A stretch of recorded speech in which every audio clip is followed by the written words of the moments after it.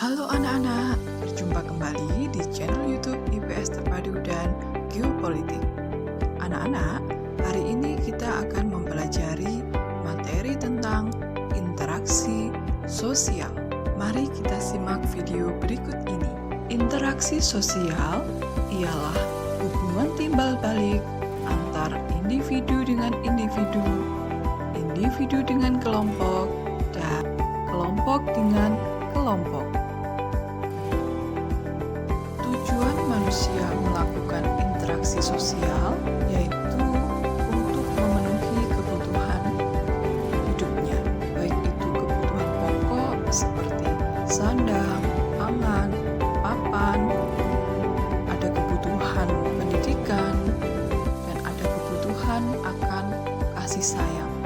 Jadi, itu adalah kebutuhan yang mendorong manusia untuk melakukan interaksi sosial. Anak-anak, yang perlu kita ketahui, dalam kita melakukan interaksi sosial tentunya ada syaratnya. Yang pertama ialah kontak sosial. Yang kedua ialah komunikasi. Tanpa adanya kedua syarat itu, interaksi sosial tidak akan terjadi. Berlangsungnya suatu proses interaksi sosial didasarkan pada beberapa faktor. Di antaranya ialah faktor imitasi, yaitu proses seseorang mencontoh orang lain atau kelompok. Seperti seorang anak perempuan bermain masak-masakan karena melihat ibunya pada saat memasak di dapur. Yang kedua ialah faktor sugesti. Ini merupakan pengaruh yang dapat menggerakkan hati orang. Seperti seorang pasien yang akan berobat ke seorang dokter, pasien tersebut akan cepat mengalami penyembuhan. Salah satunya disebabkan adanya rasa sugesti pada dokter tersebut. Yang ketiga ialah faktor identifikasi. Merupakan kecenderungan atau keinginan dalam diri seseorang untuk menjadi sama dengan orang lain. Contohnya, seorang anak yang mengidolakan pemain bola sehingga semua tingkah laku idolanya akan dilakukan. Yang keempat ialah faktor simpati. Merupakan kemampuan untuk merasakan diri seolah-olah dalam keadaan orang lain dan ikut merasakan apa yang dilakukan, dialami, atau dideritanya. Contohnya, pada saat ada tetangga kita yang tertimpa musibah, maka kita ikut merasakan kesedihannya dan berusaha untuk membantunya. Perlu kita ketahui anak-anak bahwa tidak semua tindakan manusia merupakan interaksi sosial. Tindakan yang bagaimana yang dapat dikatakan sebagai interaksi sosial? Mari kita lihat ciri-cirinya.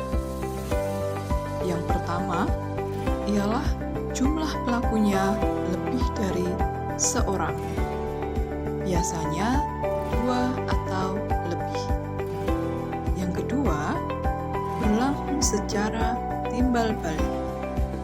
Yang ketiga, adanya komunikasi antar pelaku dengan menggunakan simbol-simbol yang disepakati. Dan yang keempat, ialah adanya suatu tujuan tertentu. Nah, demikian ialah ciri-ciri terjadinya interaksi sosial. Ketika ada salah satu yang tidak terpenuhi, maka tindakan tersebut belum dikatakan interaksi sosial. Bentuk-bentuk interaksi sosial yang pertama ialah proses asosiatif, yang kedua ialah proses disosiatif. Proses-proses asosiatif diantaranya ada bersama, akomodasi, dan asimilasi. Kerjasama. Kerjasama di sini dimaksudkan sebagai suatu usaha bersama antara orang perorangan atau kelompok manusia untuk mencapai suatu tujuan bersama. Adapun contoh dari kerjasama ialah gotong royong. Yang kedua ialah akomodasi. Akomodasi merupakan suatu cara untuk menyelesaikan pertentangan tanpa menghancurkan pihak lawan, sehingga lawan tidak kehilangan kepribadiannya. Contoh akomodasi ialah penyelesaian PHK karyawan, toleransi kehidupan beragama. Yang ketiga ialah asimilasi. Asimilasi merupakan cara-cara bersikap dan bertingkah laku dalam menghadapi perbedaan untuk mencapai kesatuan dalam pikiran dan tindakan. Contohnya ialah orang-orang dari Tiongkok yang tinggal di Indonesia. Warga Tiongkok yang sudah lama tinggal di Indonesia akhirnya bisa berbahasa Indonesia dengan sangat fasih. Namun, dialek yang mereka biasa pakai untuk berkomunikasi sudah tidak asli lagi karena sudah tercampur dengan bahasa Indonesia. Proses-proses disosiatif. Proses ini terjadi apabila seseorang atau sekelompok orang melakukan interaksi sosial yang mengarah pada konflik dan merenggangkan solidaritas kelompok. Adapun bentuknya yaitu kompetisi, kontraversi, dan pertentangan. Yang pertama kita akan mengetahui apa itu kompetisi atau persaingan. Kompetisi adalah suatu proses individu atau kelompok yang bersaing untuk mencari keuntungan melalui bidang-bidang kehidupan tertentu. Contohnya, gelar juara, kesuksesan, dan hadiah.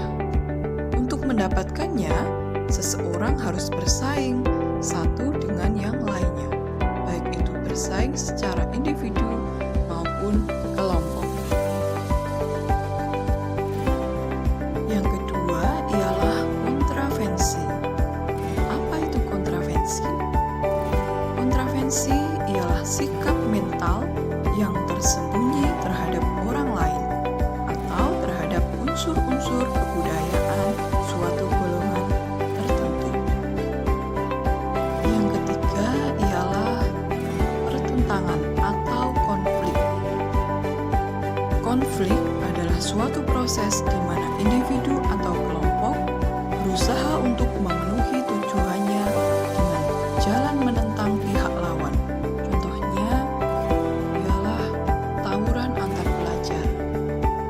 Demikian anak-anak, materi kita tentang interaksi sosial. Anak-anak, Ibu berpesan supaya kalian mengimplementasikan interaksi sosial yang bersifat positif dan jauhi interaksi sosial yang ke arah negatif. Bisa ya anak-anak? Oke, sampai jumpa di pertemuan berikutnya. Tetap semangat dan jaga kesehatan. Sampai jumpa.